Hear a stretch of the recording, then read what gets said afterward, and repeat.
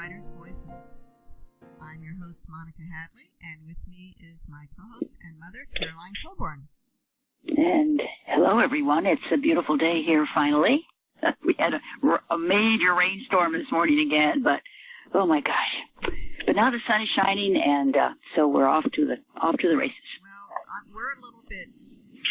We're about half an hour east or west of you, and usually the weather moves west-east, and it's clouding up here, so I'm not sure how long your sun's going to last there, Mom. Okay, well, I can handle it. I got a good roof. So, well, you know, the weather, of course, is one of the great mysteries of life. And yes. We all love a good mystery, don't we? Yes, we do, and this is a good mystery. Oh, is it a good mystery? This is actually the second mystery of our author, Roger Johns. He is the author of Dark River Rising, his first mystery, and this one, The River of Secrets, is his second mystery. And we're going to be discussing today. We're not going to tell the ending. We don't do that. We don't spoil it for anybody. And you will really want to know what happens, I'm sure. Roger is a former corporate lawyer and college professor with law degrees from Louisiana State University and Boston University. He was born and raised in Louisiana, though he and his wife now live in Georgia. So welcome to the program, Roger. Thank you, Caroline. I'm happy to be here with you all today. Now, Roger, I understand that you were an attorney, and yes, the books that you're writing are police procedural detective mystery novels. Correct. So how much of your background as an attorney comes to play in these novels? Well, before I was a corporate lawyer, my last year or two of law school and my first year after law school, I worked for a general practice firm, and we did a fair amount of criminal law. So it was really that part of my legal profession that enters into the books. It helps me understand the procedures that the police use and how these things shape up from a legal defense perspective. So really my corporate law part of me just was more about the discipline of sitting down and writing and less about the content of the story. And it was those early days that gave me a platform to jump off of for the legal end of it. Yeah, well, that's it. Well, it all helps, doesn't it? It all helps to pull it together when you know the ins and outs of everything. Yes, it does. Much of the mood of the story comes from years of work that I did between college and law school, though, when I was still living in Baton Rouge. Mm-hmm. And what kind of work were you doing? I worked for a very interesting company. For a while, I worked for the state legislature when I was right out of college, but I quickly moved to another company, or to a private company that worked in North Baton Rouge. North Baton Rouge is different from South Baton Rouge. It's very industrial. It's considerably more chaotic than South Baton Rouge, and it's a very working class area of the city, whereas the southern part of the city is somewhat more genteel and very wealthy and a very stable community. And the company I worked for went into factories that stretched up north along the river and took these high-pressure cleaning equipment into the factories to clean their reaction vessels. It's very, very dangerous work. The people I worked around were very dangerous, but very interesting people. And the things I saw and the things I learned left a huge impression on me. As a young kid who had come out of a suburban neighborhood in a quiet central Louisiana town, and I was suddenly living amongst a very different kind of people and place than I'd grown up in, working there during the day and then going home to a rather peaceful area at night. It was a very disconcerting experience, and it obviously left a big mark on me because now I'm writing books that sort of tap into that mood and that place and that time. And I believe you're in the process of writing another book, too, aren't you? Yes, I am, Caroline. I'm actually in the process of writing two books, a third in the Wallace Hartman theory, and a standalone about a dirty cop. This one, I'm not sure exactly where it's going to be set. It might be in Louisiana somewhere, but it need not be. It could be anywhere. Oh, golly. Sounds interesting. So how do you get the information or the knowledge to write about the police? Do you have people that you talk to make sure you're getting it right, the way a police force would work? Well, my books are considered by my publisher and booksellers to be police procedurals, but the procedure part of it is a very small dimension of the story. These books are about the main character, Wallace Hartman, who is the homicide detective who is at the wheel in both of these stories. And I've managed to keep the technical aspect of it to a minimum. And that was intentional on my part. I'm much more interested in the people and how these stories affect them than I am, say, the details of a plot or the details of some legal or police procedure, or even the science. And there was a teeny bit of science in the first book, and I worked very hard to keep that to a minimum. I'm just one of these people that enjoys knowing more about people, and this has been a great way for me to explore some people and personalities that I haven't known directly myself. But still, there is some aspect of, how a detective goes about finding evidence, and dealing with the evidence that they find. So you have to know something about it. Sure, and I do. I spent a fair amount of time as a young lawyer and a law student when I was at the general practice firm, dealing with police, dealing with criminal defendants, dealing with the legal and procedural issues that came up, and all of that stuck with me pretty well. It's also the case that one of the men I practiced law with all those years ago is still practicing criminal law in Baton Rouge. And from time to time, I've called him to ask him about things that appeared to have changed in the law or areas that I didn't really get a chance to deal with way back then. But for the most part, it's stuff that I've come across or done research on myself.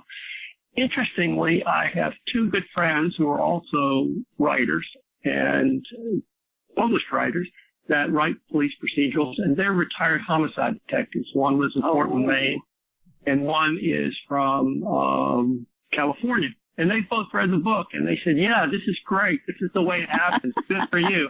I don't know who you talk to, but if you ever need some help from us, we're available. So I guess I just got lucky on that. That's great. Well, it's good to know that you are sort of checking it. You're having somebody who's been there vetting it to make sure that the details do make sense, because that's an important part of making a story believable.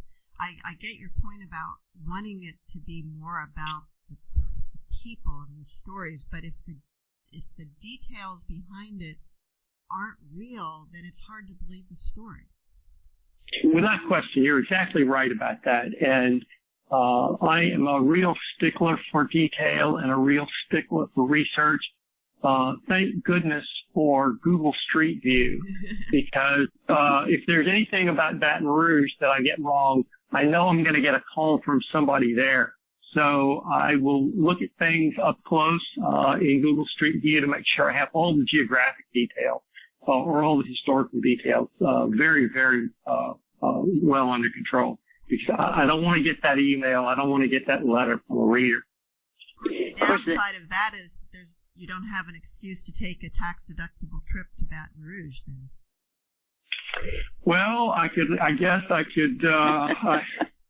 Yeah, maybe I'll do something about that. I'm going to the Louisiana Book Festival later this year. Oh, there you go. Maybe I'll be doing some research on some things that I just can't get from the internet. Now, Baton Rouge is where you grew up, correct? I grew up in Alexandria, Louisiana, which is right in the middle of the state. It's an L-shaped state, and Alexandria is in the middle of the upright of the L. Town of about 40,000 people. Very interesting place. Baton Rouge was college and law school and early working years for me. Okay. And what made you decide to set your books there rather than somewhere that you've lived later in your life? Well, I don't have a really good answer for that. Everything about the first book changed, including the gender of the main character before this book before the first draft of it was ever finished. And I deliberated over virtually every aspect of the book. The one thing that I never gave any conscious thought to or had any internal debate about was the setting. It seemed to set itself there naturally. It's a dangerous story about a dangerous place, and Baton Rouge has elements to it that seemed, I guess, at some instinctive level, very accommodating to stories of the kind I wanted to tell. And I love Baton Rouge, but it has baffled me because of the experiences I had there. So I'm guessing this is just one of my ways of dealing with all the things that I learned and experienced all those years ago. Well, the interactions between Wallace and, for instance, the person who helps her investigate, they didn't get along so well right at first, but the interactions between her and the other characters make the story move along smoothly, because you could get stuck in the bits and pieces of investigation if you didn't have this interaction between the characters, which I thought was interesting. Thank you for saying that. I enjoyed that part of the story immensely. I had no idea how that was going to turn out. I knew the answer to the mystery from the beginning. That's just sort of the way I roll on this. But I didn't really know how the interaction between Wallace and Mason was going to turn out. There were some very nice surprises in there. And in the beginning, when I first tried to write the story, Mason was the main character and Wallace was nowhere around. But he turned out not to be the guy to carry this thing forward, and she turned out to be sort of a miraculous thing that just showed up in my head. That's interesting. So how far did you get into writing that first book before you realized that Wallace was who you were really wanting to write about? I think maybe 70 pages, give or take a few. And I wrote those 70 pages over and over dozens of times. The only thing that never really changed was the first paragraph of the book. Everything else, I kept trying and trying and trying it. He's a great character. He's an interesting guy. And there's a lot of value to him in the way the book is written. But for some reason, he was not the one. This was her story. And this little voice just showed up in my head one day. You need a woman at the wheel in this story. You're going the wrong way with this.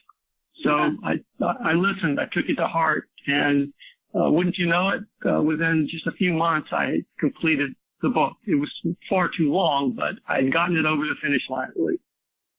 Do you think it's unusual for men to write like a female detective? Is that fairly unusual? Well, it's certainly not commonplace. While I was writing this story, I was also reading a couple of books called the Ava Lee Mysteries, written by a Canadian author, and I found it interesting. And when it came time to write this one from the perspective of a female character, I realized, yes, it could be done. I didn't know how I was going to do it. In fact, when I finished it, I asked my wife to read it, and she said, "This is great, but it's still a guy. You've just changed a lot of the pronouns. I know you think you did this, right? But you need help, and it's not going to be me." For all the usual reasons, right? You never teach your spouse how to play golf or drive a car. So that's just begging for trouble. So I joined the Women's Writers Group, and they taught me how to do it. Oh, interesting. Yeah. Very good. So what was and I'm a slow student. It took at least a year for them to get through my hard head what I needed to do and how I needed to do it. Well, that's the question then. did learning to write from a female perspective change your perspective on women in real life? Oh, without question, it has changed me as a man, and so much for the better. I'm in my early 60s now. When I began writing this book in earnest with Wallace as the main character, I was in my late 50s, and I was just totally dismayed by the fact that most of the things I thought I knew, I just didn't. And it gave me a whole new appreciation for the patience of my wife, because it couldn't have been a happy day every day with such a dunce in the house with her. But I feel like I'm getting better. I really do. And I've learned to see things in a different way. I've learned to consider situations in a different way. It's been an amazing experience, and I would recommend it to everybody. If you want to walk a mile in somebody else's shoes, try writing from their perspective. And it's not the real thing, but it's pretty darn close. Mm-hmm. Well, congratulations. Well, that's interesting. Thank you. You're listening to Writers' Voices with Monica and Caroline, and our guest today is Roger Johns, author of River of Secrets, a Wallace Hartman mystery. Now, where did the name come from? I don't know, and I realize I'm answering a lot of your questions that I don't know, but so much of this just sort of showed up. It was originally the name that was attached to the character that I now call Mason. But I liked it so much, I decided to keep it as the name of the main character.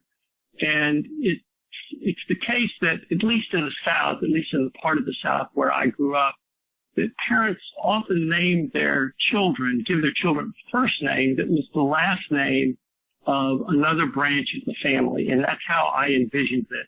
So somewhere in Wallace's ancestry, there's a branch of her family with the last name Wallace. Oh, okay.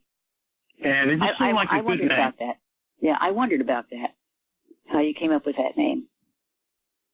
I have gotten emails from people saying that when they began reading the book, and her name is the first word you read in the first book, that they just assumed it was a guy, and that when the first feminine pronoun showed up later in that first sentence, they just assumed that there were still typos in the book. And it wasn't until later that they realized, well, hey, she can have that name too.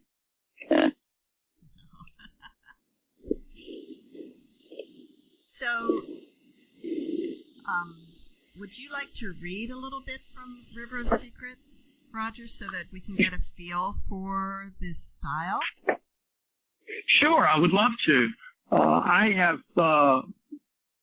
looked at a couple of different places. I think the best thing would be for me to read the first few pages, where you will get a sense of what this mystery is about and what Wallace is about. And then I could read a little bit later on so you can see, and so the listeners can see exactly how this situation is going to become dangerous for Wallace and Baton Rouge.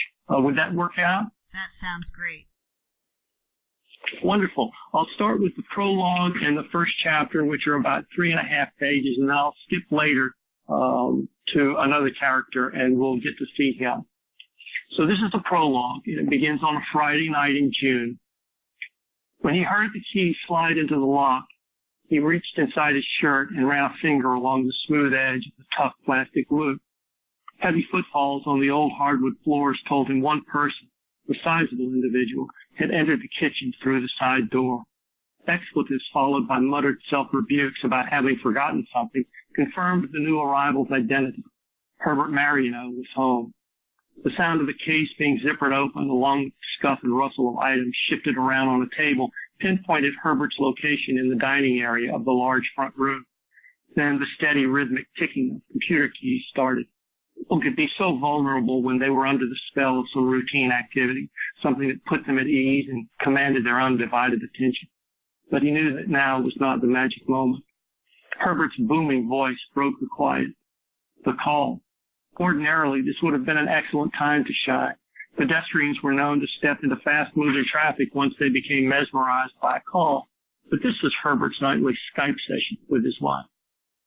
"You look lovely," Herbert told her. "Yes, especially without your makeup." Using the loud conversation as cover, he rose from his hiding place inside the spare bedroom and moved toward the hallway and waited. The intimate patter continued for several minutes. Once the conversation ended, the keystrokes resumed along with the soft sound of easy listening music and the shuffle of papers. After several minutes, or the time felt right, he emerged from the dark room, taking care to avoid the creaky floorboards he had discovered in the hall while he waited for the man of the hour to return from a hard day of screwing the taxpayers. Herbert sat at the dining table, facing away, staring intently at a laptop.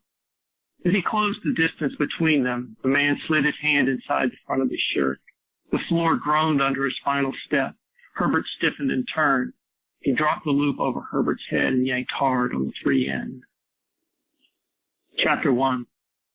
Wallace Hartman didn't fancy herself a burglar, but when Davis McCone called with larceny in his heart, she jumped at the chance, even though she was a Baton Rouge police detective and she would be stealing from her own mother. Uncle Davis. She had called him that when she was a young girl, although he wasn't really her uncle, just a good family friend. In fact, Davis was the man her mother had dated before electing to marry Walter Hartman instead. They had all managed to stay friends, and Davis and his eventual wife, Gail, had been uncle and aunt to the Hartman children. "Come have dinner with us tomorrow evening," Davis said. "Us who?" "Me and your mother." "She didn't mention the two of you were having dinner. I only managed to talk her into it a little while ago. It's a birthday shindig. You know she doesn't like calling attention to her birthday. She enjoyed acting like she doesn't like it. So why do you want me there? I'll just be a third wheel." "Not a wheel, a thief. Then bring Mason." Mason Cunningham had entered Wallace's life several months ago as a DEA analyst, pursuing an investigation that intertwined with one of her own. He had remained as much more than that. Since Thursday, Mason had been in D.C. He was returning this afternoon. "Okay, we'll be there," Wallace said. "And just so I've got this straight, you actually want me to steal something for you?"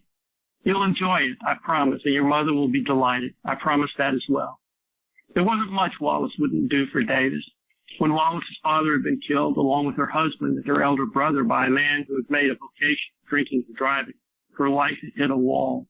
Wallace and her mother Carol and surviving brother Lex had all hit the wall. Carol had gone almost mute with terror, confessing to Wallace that she had become afraid of her own shadow, that if so much could be taken so quickly, then nothing was taken.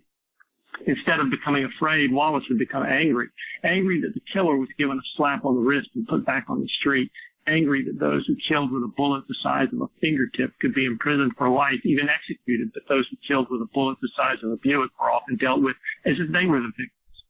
Davis and Gail had worked hard to provide a sense of stability for the remnants of Wallace's family, but it was Davis who had helped the most. He made sure friends and relatives came around to lift the burden of the day-to-day when necessary. He took time away from his law practice to make sure things that needed to be done got done. And eventually, from somewhere deep inside, Carol found a way to cope. At first, she focused on putting one foot in front of the other, trying hard to impose some distance between herself and the devastating impact. Then one day the dam broke, and she began a period of proper grieving. It had been painful to see, but Wallace took it as a sign that it was okay to begin the process of repairing and getting on with her own life. She considered herself still to be a work in progress, and she credited Davis and his wife with helping to make that progress possible. Sitting on the back steps of her Garden District bungalow, a half-finished cup of coffee on the concrete step next to her, Wallace watched a pair of squirrels chase each other around the trunk and through the branches of the giant pecan tree that dominated the back of the lot. She marveled at the speed and agility of the chittering creatures as they made gravity-defying leaps through the leafy canopy. As she reached for the book that lay next to her cup of coffee, her phone buzzed again. It was Chief of Detectives Jason Burley, her boss. She felt sure he wasn't calling to invite her to a birthday dinner. So now I'm skipping forward to the place where Wallace's interaction with the man who has been accused of the murder takes place. And we're looking at this through the eyes of the accused man himself. Chapter 6. The shame game was a delicate business.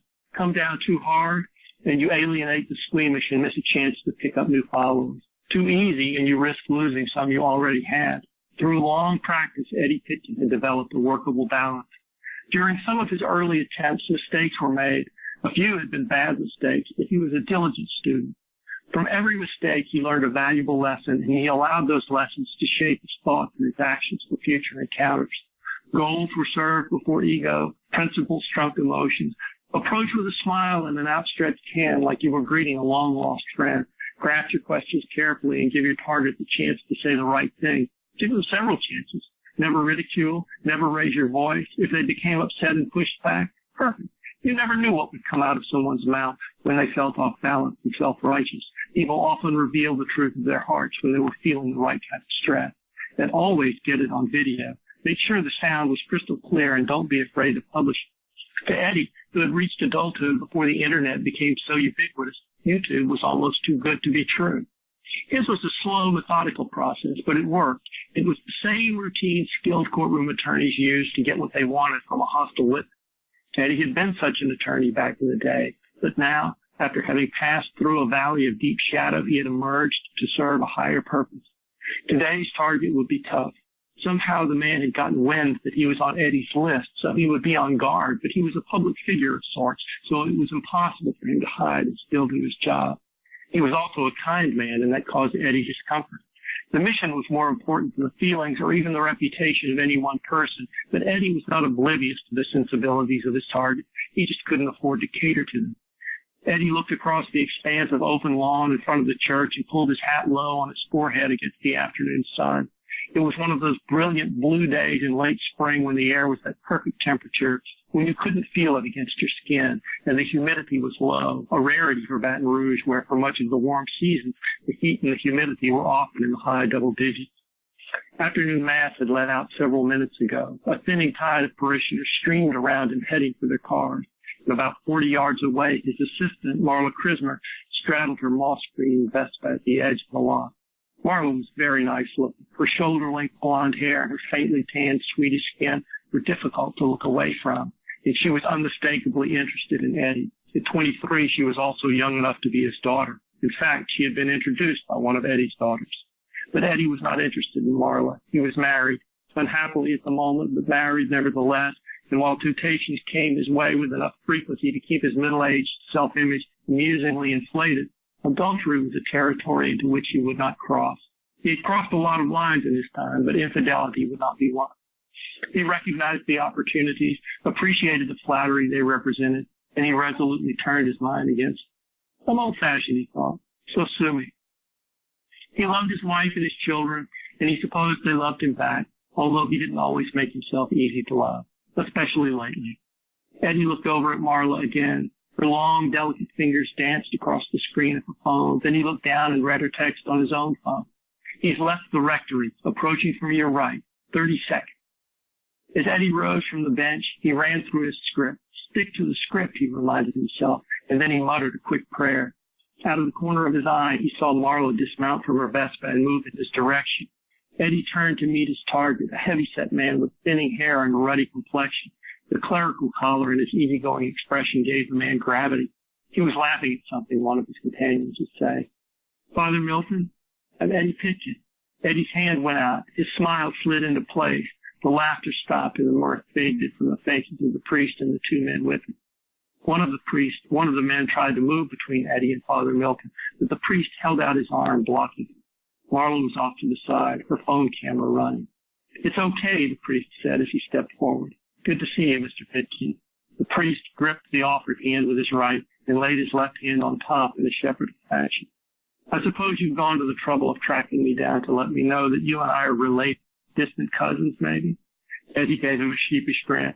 No, Father, not me, but there are about 24 other black people scattered across this part of the state who are. And I think I'll just leave it there. Good place, good place. And that was Roger Johns reading from River of Secrets, the second in the Wallace Hartman mystery series. So, Roger, I know you're working on number 3, but are there more planned after that? I will write these books as long as my publisher is willing to publish them. I may write them even if they're not willing to publish them. I'm having such an interesting time writing this story. I think there's more yet for me to discover with this character. Although River of Secrets roughs her up pretty seriously by the time the end of the book comes around, she will definitely be a changed woman in book 3 and beyond. Very, very interesting, very intriguing. What made you start writing police procedurals after a career in corporate law and as a professor? Well, the writing bug, the writing impulse has been with me, I think, probably all of my life. It bit hard the first time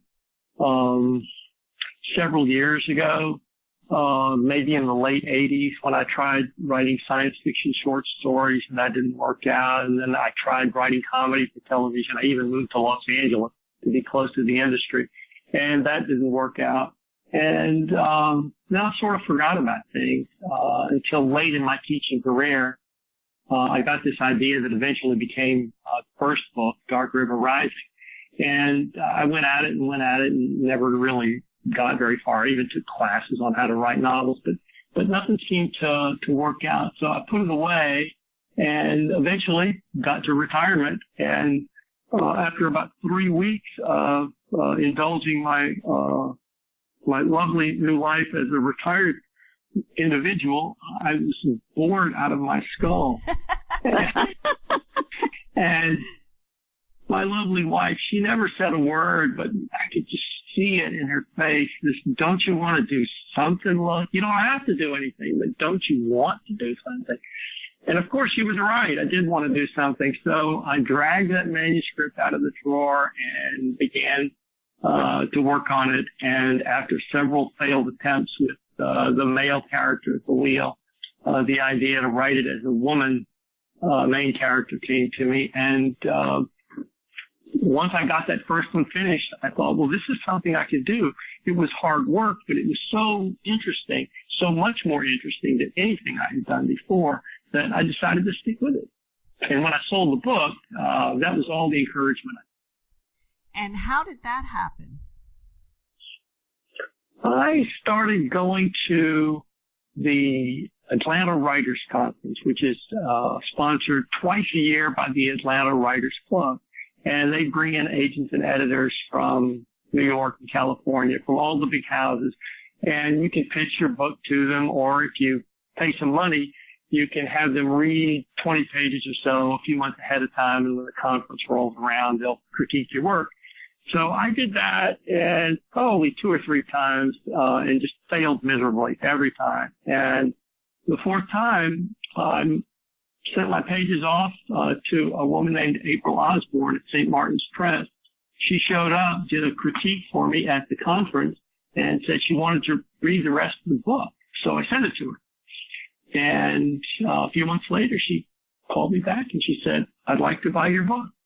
So that's how it happened. And at that point, it was easy to get an agent because I already had a bite on the book, so to speak.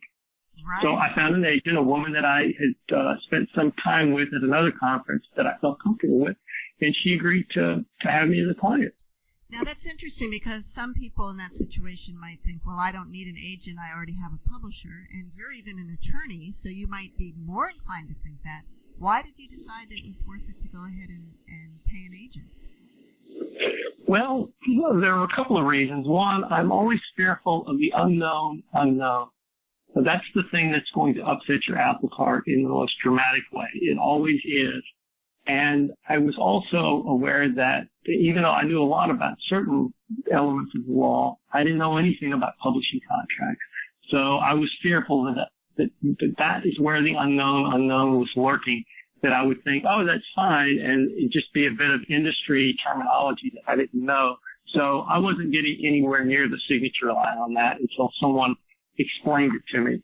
And it turned out it was a good move. There were almost no parts of the contract that would have been objectionable or dangerous down the road, but there were things that I needed to know before I made the decision to go forward. And I'm glad that I had someone in my corner.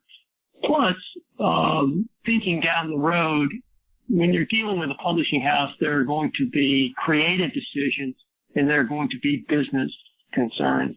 And while it's always fine to argue a bit with your editor about creative matters, it's always a very bad idea to argue with your editor about business ideas or business concerns. So you want a surrogate, someone who is going to go into that conversation, and you don't have to be a part of it. You don't have to be the person that the editor is, having to struggle with to get a point across or deal with in a tough negotiation. So I feel like it was a good short-term investment as well as a good long-term investment. And my agent has proved to be very able and very congenial and very responsive. I feel like I have her complete attention. Well, that's excellent advice about why you need an agent. And presumably, since you've published your second book, the first book did well? I think so. It's hard to know because the competition is so great. There are about 2.5 million books published a year. And yes, it's a staggering number. And I think a publisher's expectations for a given book in a given genre from a given author just depends on how they envision that writing career going from the beginning. This was my first published book, the first book I'd ever written, actually. So they didn't have any history about me to work with.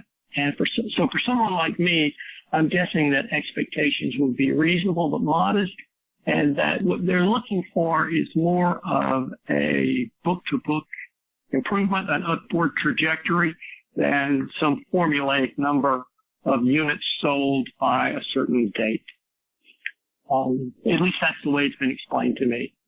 When I first signed with St. Martin's, which is the publisher of these books, my editor told me that it generally takes 3 to 5 books for an unknown mystery author to break out. You won't know very much before that, but by 3 to 5, you'll know if what they've got is something that the market is interested in. It just takes a while. And St. Martin's has been pretty good about cultivating writers over the long term, and I see that in the daily interactions between me and my editor.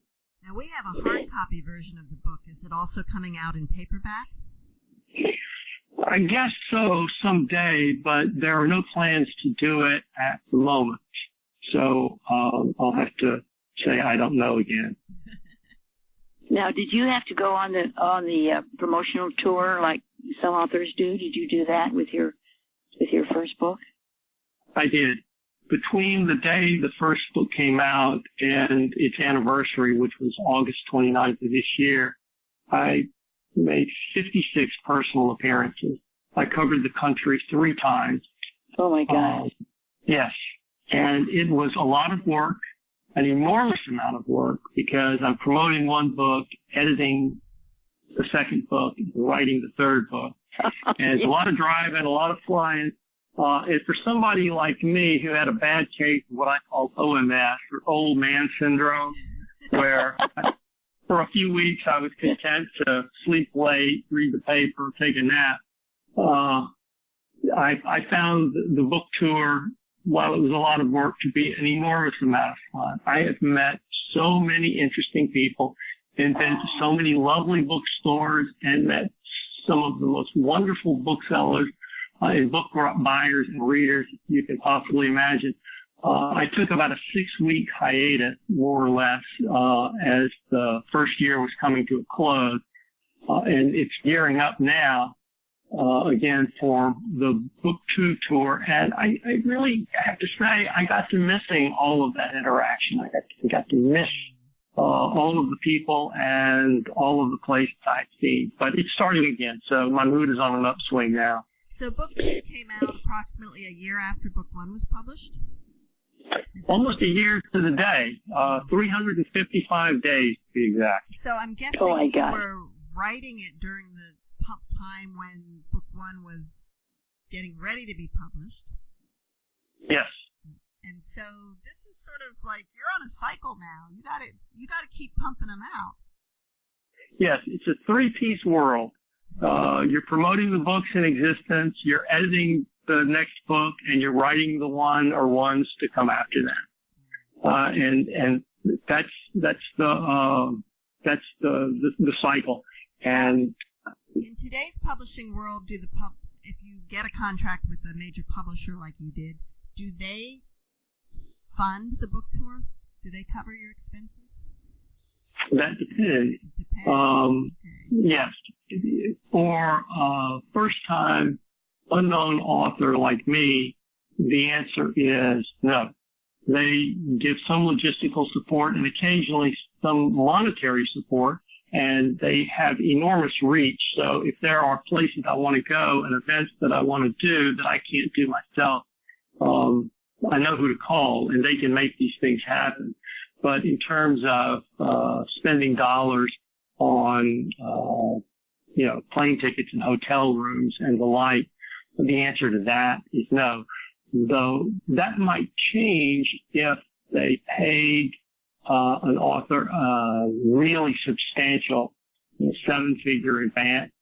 They would put they would put a lot more muscle behind that. Just for economic reasons, they would be remiss if they didn't.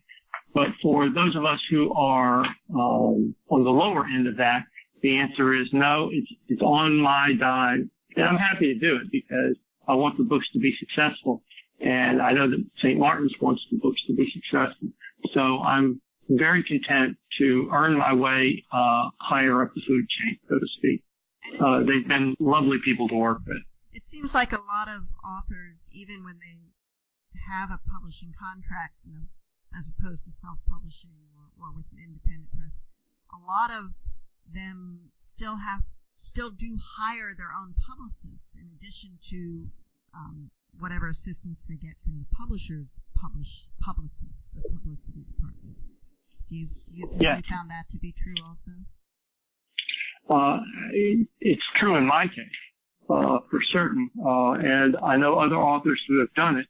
I thought about hiring a publicist for the first book, but I couldn't figure out how to do it right. It took me about 8 months of being on tour and meeting other authors and learning about their experiences with their publicists, their outside publicists, before I could figure out how to do it in a way where I felt like I was going to be getting value for my money. So I signed on with an outside publicist in May of this year, maybe it's late April. I'm very, very happy with what they are doing. My assumption going in was that they would promise the moon and some things would get done someday. But with the publishers that I'm with, it's turned out to be a very, very different proposition. I'm having to run furiously just to keep up with them. Everything they said they would do, they've done it. And it's either been on time or early. So I'm sleeping in my running shoes. Well, we love your publicists too. They send us a lot of great authors. Yes, I'm absolutely thrilled with them. I couldn't have asked for a better relationship, both at a personal level and a professional level with this group. I think they hung the moon. You're listening to Writers' Voices with Monica and Caroline. Our guest today is Roger Johns, author of River of Secrets. Roger, one thing I really want to get into is the theme, or a theme, of this mystery is racism, and in the Deep South. That's a fairly controversial issue right now. It is. Can you tell us why you decided to, and you dove in head first? I mean, we're talking reparations here. What's your, why did you want to go into such a controversial area? That's a really good question, and I'm glad you've given me a chance to talk about that. Baton Rouge is a lovely town. It's a wonderful town. I lived there for 10 years. But like many towns, it has troubles, and this is an area that has troubled Baton Rouge for a long, long time. There was recently an outbreak of very serious racial difficulties in Baton Rouge, and there were outbreaks of it when I was living there. And those aspects of the city are always heartbreaking, and I think everyone there, every thinking person there is constantly hoping and praying that someday we can learn to have a fully harmonious city. So I wanted to dig in deep on something like this to see what it would look like from the perspective of someone who was pursuing the sort of agenda that Eddie Pitkin, the man who was arrested for this murder, how he would see it, and I wanted to see how it would look like from a perspective of a police officer who was having to deal with this, because police officers dealing with racially sensitive situations is something that is in our consciousness on a more or less constant basis. And it just seemed like something that I needed to address because it's something that is part of our lives. I could look at this and figure out how it might look and how there might be a glimmer of hope. And I think at the end of the book, although there are dark times in the book, I think by the time the reader gets to the end of the book, they will see that it's possible, that there is a glimmer of hope, that these things will indeed find their way to some sort of resolution someday. But that being said, it was a scary experience for me because I wanted to make sure I treated it with the respect that a sensitive subject like this absolutely deserves. So I was very, very careful, very, very thoughtful, and readers will let me know whether I've done this correctly or not. I hope that I have. Are you at all concerned about pushback from, I mean, you are still in the Deep South, but pushback from people who might take a different perspective than you on who's the hero here? Yeah, of course, I would be naive to say or to believe that there will be people who will read this book, or that everyone who reads this book will see the story the same way I do. I believe that I've taken the right approach to it. I have so far not been given any reason to believe that I got that part of it wrong. And there's been no explicit pushback from any of the people that have read and reviewed the book. And there's been a pretty fair amount of online reviews, reader reviews and professional reviews. So as the days march on, I'm feeling a little bit more confident about it. But yes, I did think those thoughts, clearly. Well, sometimes fiction can be a great way to, to change people's minds when they see something in the context of a story, that it can give, or at least to open people's minds to the other side of the story. Mm-hmm. Well, I agree. I think that we can imagine things as we would hope they would turn out. We can imagine things that are slight variations of the way they really are. And if it's done with earnestness and one's heart in the right place, and I believe that both of those would apply to me and my effort in River of Secret, that we can bring about a level of understanding, and we can do it in a way that people can read the book and maybe reread certain parts of it and imagine these things on their own. It's a spark for a conversation, a spark for a change in thought.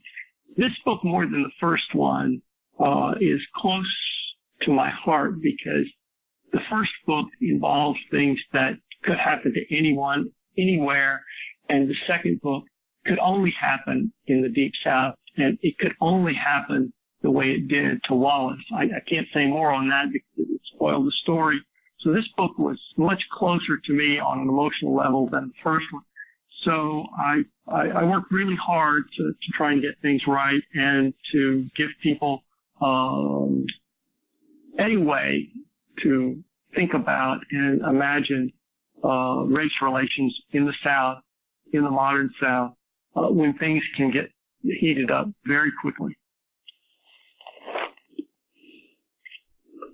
Roger, earlier in our interview, you mentioned that you know how the story is going to end when you start. Yes. How much of the twists and turns of the plot, which, in a police procedural, you definitely have to have a variety of suspects, and there have to be ways that it looks like it might be one person and it ends up being another person. How much of that have you plotted out before you start writing, and how much grows organically during the writing process? I always know the beginning, and I always know the end point, but for both of these books, it turns out I didn't have a very clear picture of which of the infinite number of routes between the start and the finish I would ultimately take. So there was a lot of discovery, a lot of trial and error. Whole storylines came and went, characters came and went. In the first book, characters that I had originally killed, my editor insisted that they come back to life, and so they did. So I'm good with the beginning and the end. It turns out I'm not so clear-headed when it comes to the middle. But you're right. When you write a mystery, it has to work like a clock. Everything that needs to be there has to be there, and you don't want to make the reader mad by cheating away some of the necessary parts. But there's I find that to be a lot of fun. There are people I know that plot it out in great detail. But for me, I don't know that I would even want to do that. It gets to be too much like typing at that point. Do you take notes on characters or on ideas or things that, I want to put this in later? Or do you have any, or do you just sit down and write? Oh, I'm constantly taking notes, constantly looking at the people around me and listening to them. When I was a little boy, living in Alexandria, my dad owned a store, and the alleyway that ran behind that store was the hard dividing line between the white part of town and the black part of town. And beyond that alley was a neighborhood and a house. And in the house lived a black family with two children who were my age. And they were who I played with as a little boy. When I would go visit my dad at the store after school, that's where I would go and play in their yard behind the store. And one of the children, the girl child, called me Roger, but her brother called me little white boy. And that never left me.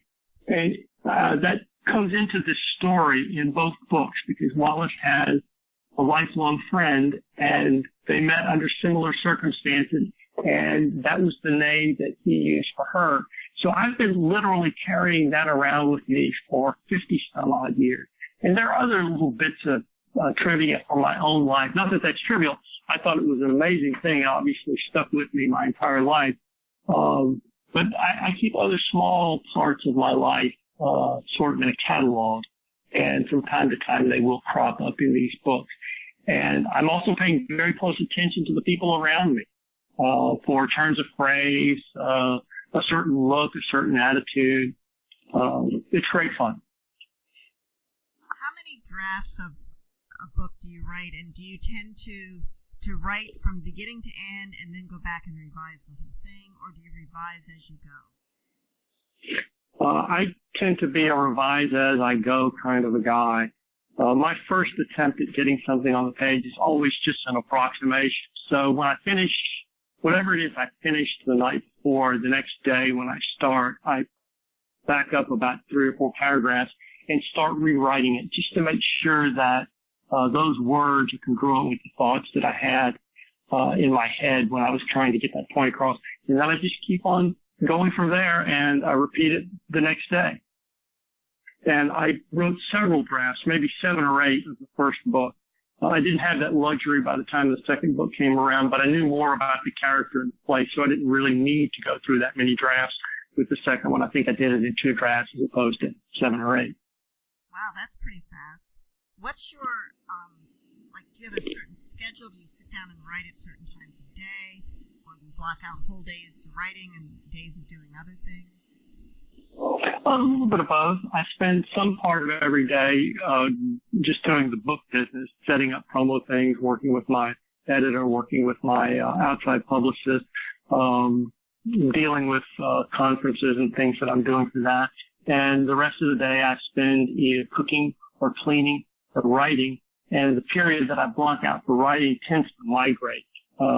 Sometimes it's early in the morning when I first get up. Other times it's late at night. I try not to limit myself because I don't want to feel like I'm becoming, stuck in a pattern or stuck in a rhythm. I'm afraid it might make things, the creative part of it go away. So I try and stay unfettered from too much routine. As long as I get the things done each day that I need to get done, I feel okay. And you write on computer? I do. In fact, I do almost all of it on computer. I do keep a little booklet with me when I'm away from the keyboard, and I write things down, the germ of an idea or a name or some fragment of something. But it's almost entirely composed at the keyboard. Well, Roger, we are just about out of time, and I want to thank you for your patience with our technical difficulties earlier. And, Mom, do you have some closing words for us? Yes, I do. As we have seen over and over through history, a lie is as powerful as the truth if you can get someone to believe it. Wow. And do you have any closing words of advice for a would-be author, Roger? Yes, don't ever give up. You will find that editor. You will write a good book, and you will experience the luck you need to connect with the editor that is the right person to bring your book into the world. And as a closing thought, I'd like to say to both of you, Monica and Caroline, thank you, a million thank yous for having me on your radio show. This has been so much fun. Well, it was our pleasure, and see you all next week on Writers' Voices.